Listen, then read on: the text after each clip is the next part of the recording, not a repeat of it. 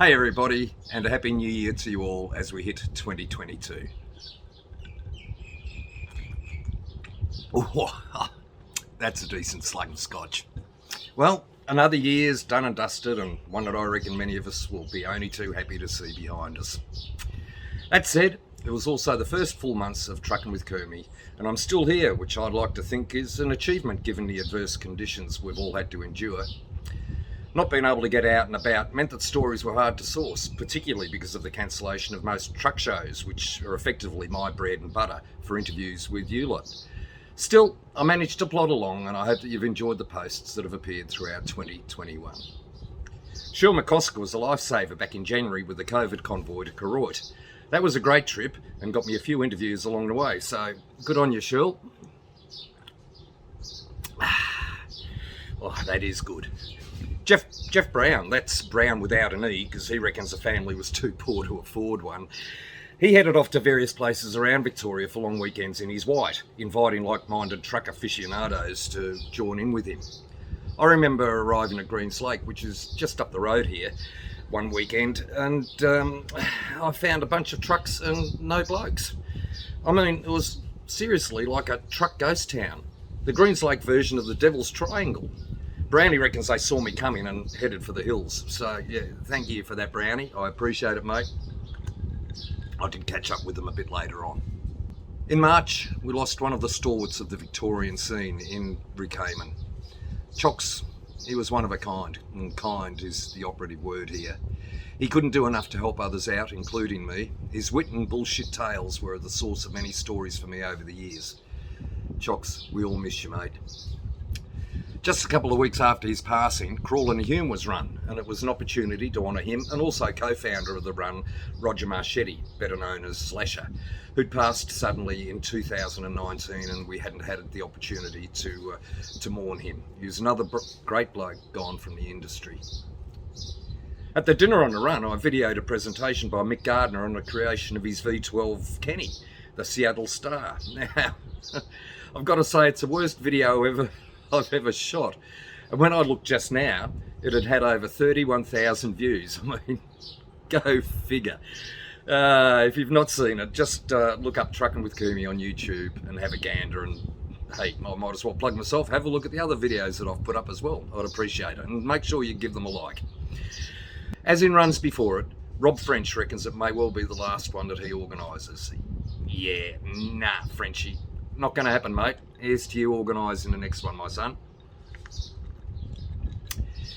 In May, during the lull with COVID, the Brisbane Truck Show managed to go ahead.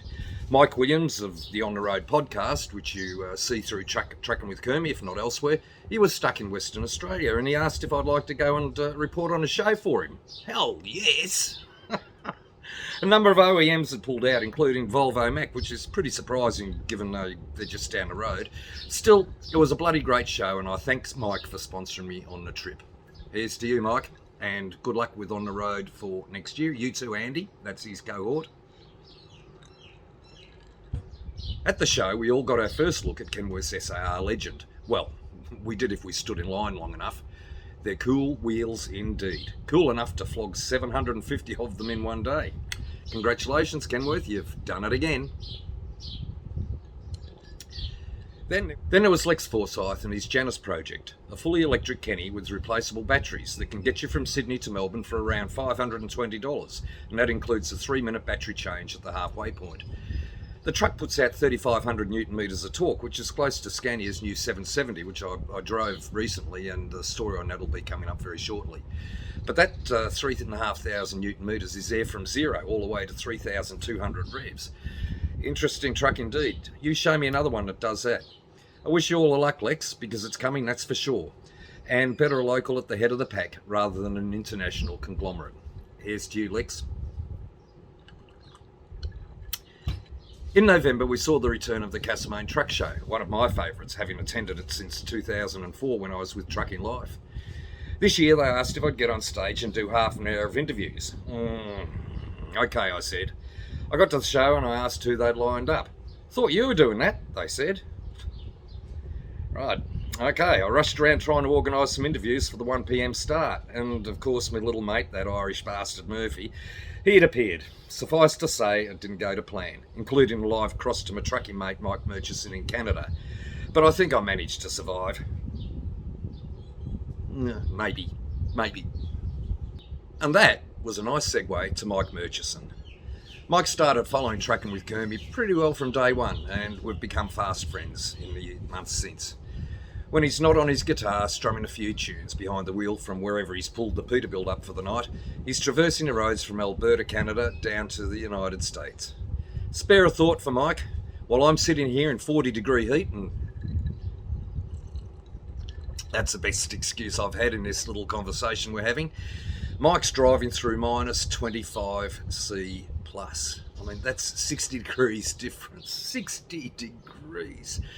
Man, even though our air conditioner's carked it again for the second time in 2 years, I might add, and we can't get it fixed for another week, I'll take the heat over that sort of cold any day of the week. You take care out of there, Mike, and I'd better just have another quickie.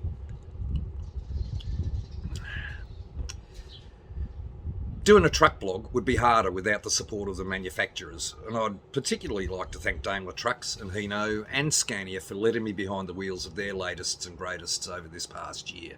And it's not been easy to organise for any manufacturer. I understand that. The fact that they've done it, I really appreciate.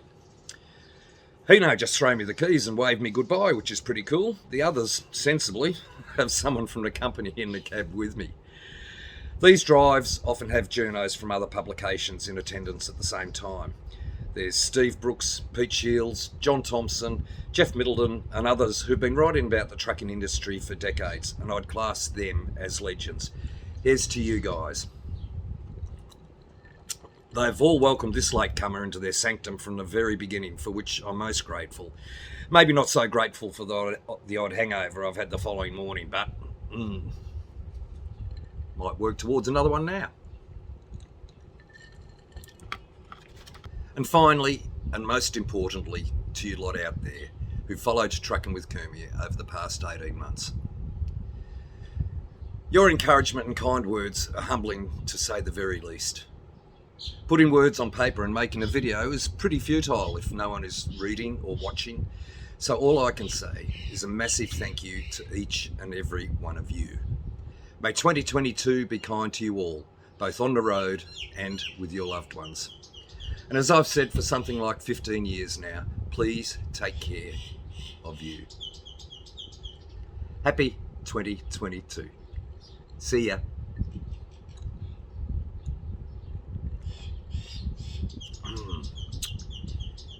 If I redo this video, I'll have to pour myself another glass. We might go for take 6.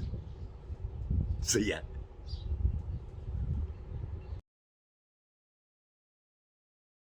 Right, you're clear. Okay, I'm doing about 30k. Yeah, no worries, whatever you want.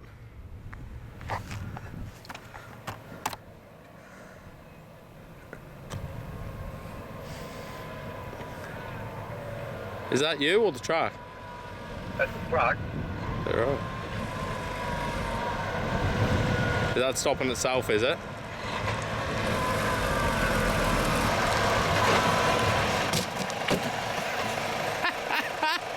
Oh, so much for your fucking emergency crash bullshit. Just floor it.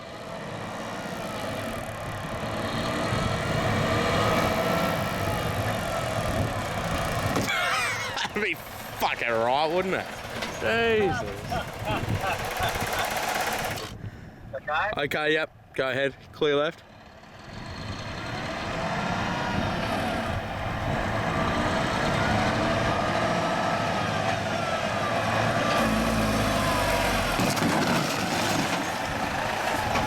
Doesn't work very well, does it?